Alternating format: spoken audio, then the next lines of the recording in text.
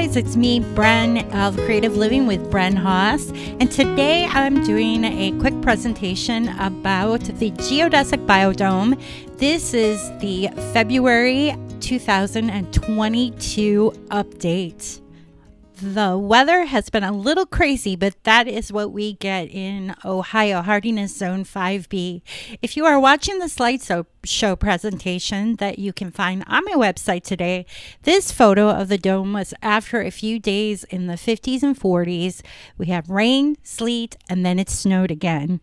The trees surrounding the dome are sparkling with light ice as it started to melt in the sun.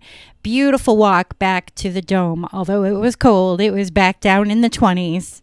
The sun was out, so the dome was a cozy 75 degrees. Oliver came with me and took a nap next to the door. I have covered with a heavy black curtain. Inside the door, I lay straw every year that helps absorb the snow and mud that gets tracked in. There are some gorgeous pansies we've been enjoying since October, and the mandevilla by the door is pushing some new buds and even soon some new leaves.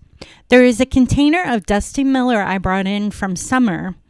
Last year, I had one of those plants grow to about 3 feet tall during the autumn through spring season in the dome. This is one of my favorite photos. I'm standing in my mud boots by the pond. The rainbow Swiss chard container is so pretty, and it has great flavor during the winter in the dome. There are plenty of the succulent getting ready to bloom throughout this growing space. Buddy Kitty likes coming into the dome with supervision, of course. He sat for a long time watching the koi and the hose to the pump moving the water. For the most part, he is a good kitty, exploring the rock paths and smelling the containers and fresh green. However, he is quick to walk in newly planted greens that are sprouting in lower containers, and he loves knocking over containers, trying to climb up higher. In this photo, you can see the compost bucket I use, where I put the deadheading and old leaves that have dried and fallen off of the plants from the dome. The greens are in the white container planted about a week ago. I have a few lettuce varieties, including oak leaf and a spicy salad mix. There's parsley and a microgreen chive and even some sweet peas that are starting to pop up in the back of that lower container. This location stays nice and cool and gets plenty of early sun this time of year. Sorry, buddy. You'll have to wait till we're done inside. Here is one of those pansy containers I've been enjoying. It's sitting on top of the dahlias I have waiting to be planted outdoors. They spent the winter right here in these black containers in the dome. And this is a Floral Mom. It's about a 4 to 6 inch bloom on this mum that I brought in after enjoying it this last autumn. I cut it back and it's turning green again, and there's actually a bloom coming. There's a few tropical house plants I experiment out in the dome. Here's one. Please don't ask me the name. I'm not sure. I also have a Jade that I've had forever, and this is the first year it bloomed. And it looks like there's a couple other pieces of that same Jade gonna pop some more blooms. They're just so pretty. This is a silly selfie with my Madagascar. It'll be starting some green leaves pretty soon here, as soon as the sun starts to get a little higher in the dome. And right here is a prickly pear. I have never tried to grow these outside. You're supposed to be able to in my zone, but these spend the winter and actually year-round in the dome. And here is a few little blooms getting ready to come on this plant. It's a little messy in that container, but it is a fun little miniature garden going on here, where it looks like a few cuttings of a very small succulent ground cover almost has fallen in. And I also have some grass that's in here. This is a wheatgrass, and it actually is starting to bloom in the same container. The red plant in the middle is actually an accent plant I usually find every year in most any garden center, and I forget the name of it.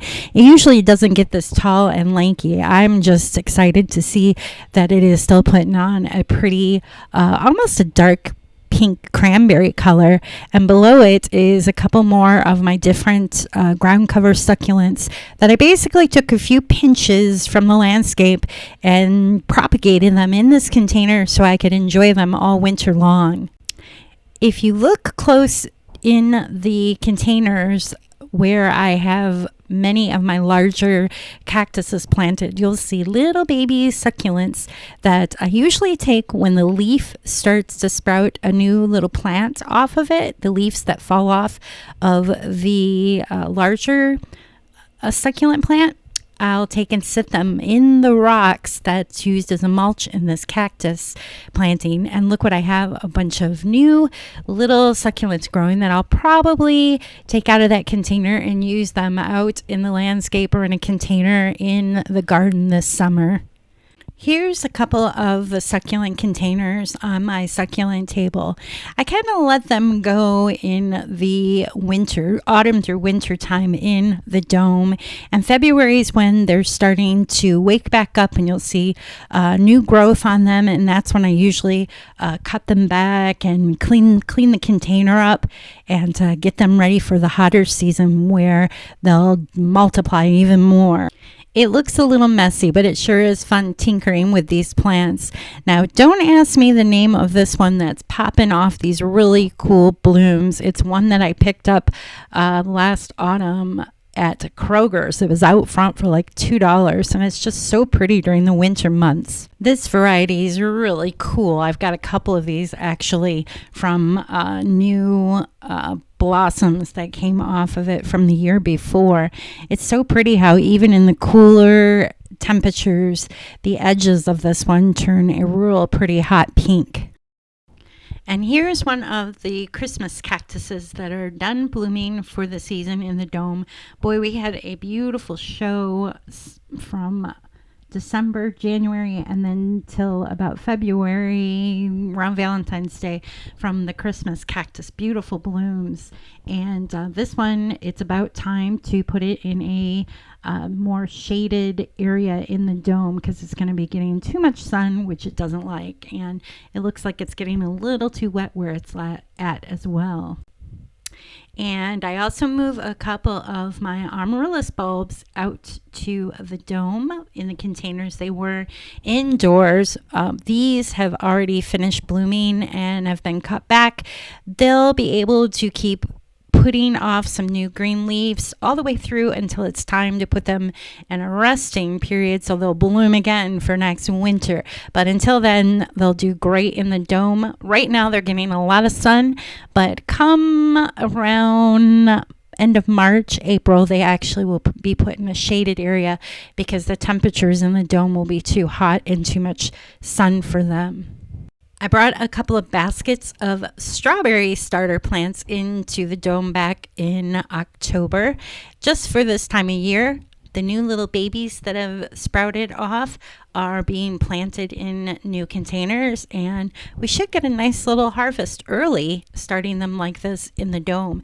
And it's so much fun tinkering with the green this time of year.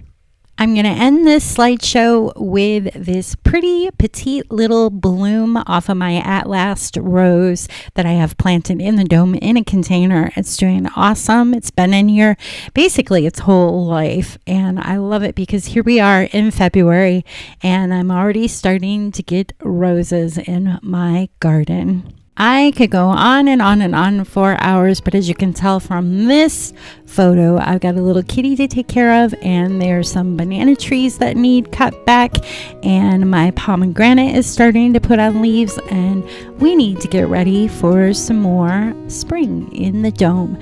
So on that note, I'm going to sign off. Thanks for checking out my video. You can find this and other creative living ideas on my website at brenhaas.com. I hope to see you there.